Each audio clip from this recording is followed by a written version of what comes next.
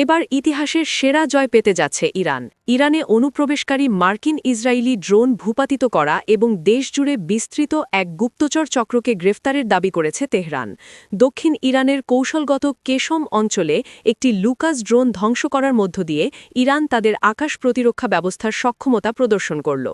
ইরানি সেনাবাহিনীর জনসংযোগ বিভাগ থেকে জানানো হয়েছে, কেশম অঞ্চলের আকাশসীমায় একটি লুকাস ড্রোন শনাক্ত করা হয়।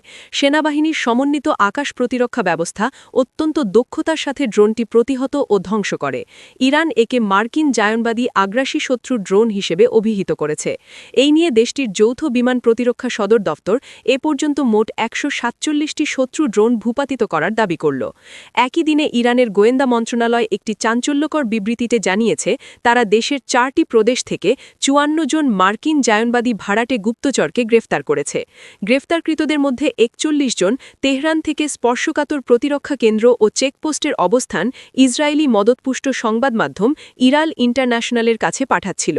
সবচেয়ে ভয়াবহ তথ্য হল, তারা সাধারণ মানুষের আবাসিক ভবনগুলোকে সামরিক স্থাপনা হিসেবে চিহ্নিত করে পাঠাত, যাতে শত্রু দেশগুলো সেসব স্থানে বোমা হামলা চালায়। ইরানের গোয়েন্দা বিভাগের মতে, এই বিশাল গুপ্তচর নেটওয়ার্কটি সরাসরি ইসরায়েল ও আমেরিকার হয়ে ইরানের অভ্যন্তরে বিশৃঙ্খলা সৃষ্টি এবং গুরুত্বপূর্ণ তথ্য পাচারের কাজ করছিল। এই গ্রেফতারের মধ্য দিয়ে দেশটিতে একটি বড় ধরনের নিরাপত্তা ঝুঁকি এড়ানো সম্ভব হয়েছে বলে দাবি করছে তেহরান। সৌদিকে ভাই বলে মার্কিন সেনা তাড়ানোর ডাক দিল ইরান। মার্কিন ইসরায়েলের চাপিয়ে দেয়া চলমান যুদ্ধের মধ্যেই ইরানের পররাষ্ট্রমন্ত্রী সাইয়েদ আব্বাস আরাগচি এক কড়া বার্তায় জানিয়ে বলেছেন, সৌদি আরবকে তার দেশ একটি ভ্রাতৃপ্রতিম রাষ্ট্র হিসেবে সম্মান করে এবং এখন সময় এসেছে মধ্যপ্রাচ্য থেকে মার্কিন বাহিনীকে সমূলে বিতাড়িত করার। খবর ফার্স নিউজ। সামাজিক মাধ্যম এক্সে দেয়া এক বিবৃতিতে আরাগচি পুনর্ব্যক্ত করেন যে তেহরান সৌদি আরবের সার্বভৌমত্বের প্রতি শ্রদ্ধাশীল। তিনি উল্লেখ করেন, ইরানের সাম্প্রতিক হামলাগুলো কোনো প্রতিবেশী দেশের বিরুদ্ধে নয়, বরং এমন এক আগ্রাসী শত্রুর বিরুদ্ধে যারা আরব বা ইরানি কাউকেই তোয়াক্কা করে না। ইসরায়েলি জাহাজ ও মার্কিন ঘাঁটিতে ইরানের বিধ্বংসী ক্ষেপণাস্ত্র হামলা। ইরানের অপারেশন ট্রু প্রমিস 4-এর ৮৮তম তরঙ্গের আওতায় মার্কিন ও ইসরায়েলি সন্ত্রাসী লক্ষ্যবস্তুগুলোতে এক ভয়াবহ বহুমুখী হামলা চালিয়েছে ইসলামিক রেভলিউশনারি গার্ড কর্পস, এক বিবৃতিতে জানিয়েছে।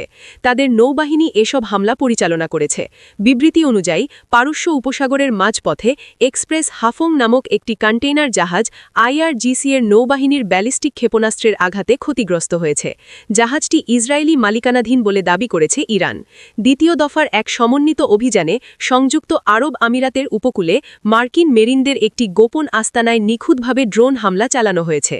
বিবৃতিতে দাবি করা হয়েছে, IRGCর ধ্বংসাত্মক ক্ষেপণাস্ত্রের ভয়ে এই মেরিন সেনারা একটি সামরিক ঘাঁটির বাইরে গোপন স্থানে আশ্রয় নিয়েছিলেন, কিন্তু ড্রোনগুলো তাদের অবস্থান শনাক্ত করে সেখানে আঘাত হানে। বিবৃতিতে আরও বলা হয়েছে, বাহরাইনের মানামা বিমানবন্দরের কাছে মোতায়েন করা মার্কিন পঞ্চম নৌবহরের একটি হক ড্রোন প্রতিরোধী ব্যবস্থা ড্রোনের মাধ্যমে ধ্বংস করা হয়েছে। এছাড়া কুয়েতে অবস্থিত জাবের আল আহমাদ মার্কিন ঘাঁটির 2টি অত্যাধুনিক আর্লি ওয়ার্নিং রাডারও সফলভাবে ধ্বংস করা হয়েছে। IRGCর নৌবাহিনী হুঁশিয়ারি দিয়ে জানিয়েছে, ইরানের সর্বাধিনায়ক তথা সুপ্রিম কমান্ডারের নির্দেশে কৌশলগত হরমুজ প্রণালী বর্তমানে সম্পূর্ণ তাদের নিয়ন্ত্রণে রয়েছে। যে কোনো ধরনের শত্রুতামূলক পদক্ষেপ নেওয়া হলে সেটিকে তাৎক্ষণিকভাবে ক্ষেপণাস্ত্র ও ড্রোনের লক্ষ্যবস্তু করা হবে বলে তারা সতর্ক করে দিয়েছে। এই হামলার মধ্য দিয়ে মধ্যপ্রাচ্যে চলমান উত্তেজনা এক নতুন উচ্চতায় পৌঁছাল। তেল আবিবে ক্ষেপণাস্ত্র বৃষ্টি, পুড়ে ছাই একাধিক গাড়ি। ইরানের পক্ষ থেকে নতুন করে ক্ষেপণাস্ত্র বর্ষণের পর মধ্য ইসরায়েলের বিভিন্ন স্থানে আকাশ প্রতিরক্ষা ব্যবস্থা থেকে নিক্ষিপ্ত ক্ষেপণাস্ত্রের ধ্বংসাবশেষ আছড়ে পড়েছে। এর ফলে বেশ কয়েকটি গাড়িতে ভয়াবহ ও সিরিজ আগুনের ঘটনা ঘটেছে এবং জনজীবনে আতঙ্ক ছড়িয়ে পড়েছে।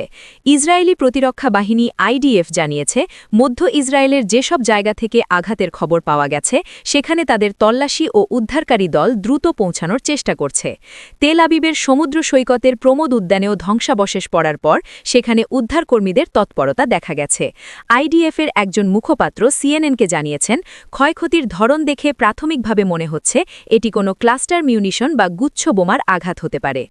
ইরান এর আগেই ঘোষণা দিয়েছিল যে তারা ইসরায়েলকে লক্ষ্য করে নতুন দফায় শক্তিশালী ক্ষেপণাস্ত্র হামলা চালিয়েছে। উল্লেখ্য, আকাশ প্রতিরক্ষা ব্যবস্থার মাধ্যমে মাঝ আকাশে ক্ষেপণাস্ত্র ধ্বংস করা হলেও সেই ধ্বংসাবশেষ ধ্বংসাবশেষ বা খণ্ডবিখণ্ড অংশগুলো জনবহুল এলাকায় আছড়ে পড়ায় এই ব্যাপক ক্ষয়ক্ষতি ও অগ্নিকাণ্ডের ঘটনা ঘটেছে। বর্তমান পরিস্থিতিতে ওই অঞ্চলে চরম উত্তেজনা বিরাজ করছে। মার্কিন সেনারা ইরানের মাটিতে পা রাখলে সেই পা কেটে দেয়া হবে বলে চরম হুঁশিয়ারি দিয়েছে দেশটি। ইরানের সর্বোচ্চ সামরিক কমান্ড ইউনিট দৃঢ়ভাবে ঘোষণা করেছে যে দেশটির সশস্ত্র বাহিনী এবং জনগণ সর্বদাই শত্রুর হীন ষড়যন্ত্র নস্যাৎ করে দিয়েছে এবং ভবিষ্যতেও তা অব্যাহত রাখবে। খবর প্রেস টিভি। সেনাবাহিনী এবং ইসলামিক রেভলিউশনারি গার্ড কর্পসের বিভিন্ন বাহিনীর কার্যক্রম সমন্বয়কারী খাতাম আল আনবিয়া কেন্দ্রীয় সদর দপ্তর থেকে এই বক্তব্য প্রদান করা হয়। ইতালির ঘাঁটি ব্যবহার করতে পারছে না যুক্তরাষ্ট্র। অনুরোধ প্রত্যাখ্যান করে দেশটি জানিয়েছে মধ্যপ্রাচ্যে অভিযানের জন্য সিসিলির ঘাঁটি ব্যবহার করতে দেয়া হবে না। বার্তা সংস্থা রয়টার্সের প্রতিবেদনে এ তথ্য জানানো হয়েছে। বার্তা সংস্থাটির প্রতিবেদনে বলা হয়েছে, ইতালি যুক্তরাষ্ট্রের সামরিক বিমানকে সিসিলির একটি গুরুত্বপূর্ণ ঘাঁটি ব্যবহার করার অনুমতি দিতে অস্বীকৃতি জানিয়েছে। যুক্তরাষ্ট্রের কয়েকটি বোমারু বিমান পূর্ব সিসিলির সিগোনেল্লা বিমান ঘাঁটিতে অবতরণের পরিকল্পনা করেছিল। সেখান থেকে তাদের মধ্যপ্রাচ্যে যাওয়ার কথা ছিল। তবে ঠিক কবে এই পরিকল্পনা ছিল তা উল্লেখ করা হয়নি বলে ইতালির প্রভাবশালী পত্রিকা কোরিয়েরে ডেল্লা সেরা জানিয়েছে। সূত্রটি জানিয়েছে, যুক্তরাষ্ট্র আনুষ্ঠানিকভাবে অনুমতি না চাওয়ায় এবং ইতালির সামরিক নেতৃত্বকে বিষয়টি অবহিত না করায় এই অনুমতি দেয়া হয়নি। ইতালিতে মার্কিন সামরিক স্থাপনা ব্যবহারের ক্ষেত্রে বিদ্যমান চুক্তি অনুযায়ী এই প্রক্রিয়া অনুসরণ করা বাধ্যতামূলক। প্রধানমন্ত্রী জর্জিয়া মেলোনির নেতৃত্বাধীন ডানপন্থী সরকার জানিয়েছে, ভবিষ্যতে এ ধরনের কোনো অনুরোধ এলে তা অনুমোদনের আগে পার্লামেন্টের অনুমতি নেওয়া হবে। আর কয়েক ঘন্টার মধ্যেই আমেরিকানরা ঘুম থেকে উঠে দেখবে যে তাদের দেশের বিশ্বব্যাপী আধিপত্য পুরোপুরি শেষ হয়ে গেছে। সম্প্রতি সিঙ্গাপুরের আইনজীবী ও রাজনীতিবিদ লিম টিয়ানের একটি সাম্প্রতিক ফেসবুক পোস্টে এমন মন্তব্য করেছেন। পোস্টে তিনি বলেন, কোনো অতিরঞ্জন করছি না যখন বলছি যে এর অবসান ঘটেছে মাত্র একদিনে, যখন ট্রাম্প তার সহযোগীদের জানান যে তিনি হরমুজ প্রণালী পুনরায় না খুলেই ইরান যুদ্ধ শেষ করতে প্রস্তুত। এই খবরটি প্রথম প্রকাশ করে ওয়াল স্ট্রিট জার্নাল এবং পরে হোয়াইট হাউসের প্রেস সেক্রেটারি ক্যারোলিন লেভিট ও পররাষ্ট্রমন্ত্রী মার্কো রুবিও তা নিশ্চিত করেন। আমরা যা প্রত্যক্ষ করছি তা সত্যিই ঐতিহাসিক, বার্লিন প্রাচীরের পতনের মতোই তাৎপর্যপূর্ণ। ইরানের পার্লামেন্ট স্পিকার মোহাম্মদ বাকের কালিবভফ মার্কিন প্রেসিডেন্ট ডোনাল্ড ট্রাম্পের আগ্রাসী হুমকির তীব্র নিন্দা জানিয়েছেন। তিনি হুঁশিয়ারি দিয়ে বলেছেন যে ইসলামী প্রজাতন্ত্র ইরানের বিরুদ্ধে যে কোনো ধরনের উস্কানিমূলক পদক্ষেপের কঠোর ও দাঁতভাঙা জবাব দেবে ইরানি জাতি। সামাজিক যোগাযোগ মাধ্যম এক্সে, সাবেক টুইটারে দেওয়া এক বিবৃতিতে কালিবভফ ট্রাম্পের বারবার দেওয়া চরমপত্রের অর্থাৎ আল্টিমেটামের কঠোর সমালোচনা করেন। উল্লেখ্য, ট্রাম্প সম্প্রতি হুমকি দিয়েছিলেন যে 48 ঘণ্টার মধ্যে ইরান যদি কৌশলগত হরমুজ প্রণালী পূর্ণাঙ্গভাবে খুলে না দেয় তবে দেশটির বিদ্যুৎ কেন্দ্র, তেলকূপ এবং জল শোধনাগারগুলো নিশ্চিহ্ন করে দেওয়া হবে। একে আন্তর্জাতিক আইনের লঙ্ঘন এবং অর্থনৈতিক ব্ল্যাকমেইল হিসেবে অভিহিত করেছেন কালিবভফ।